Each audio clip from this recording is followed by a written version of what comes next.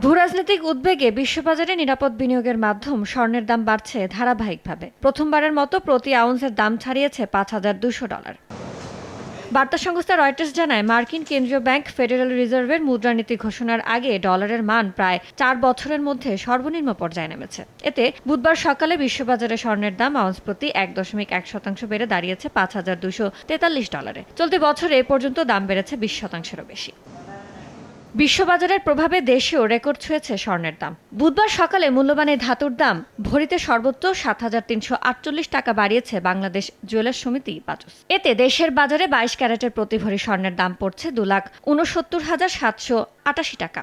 এছাড়া ২১ ক্যারেট ২,৫৭,৪৮৩ টাকা, ১৮ ক্যারেট ২,২০,৭৪১ টাকা এবং সনাতন পদ্ধতির প্রতি ভরি পড়বে ১,৮১,৭২৫ টাকা।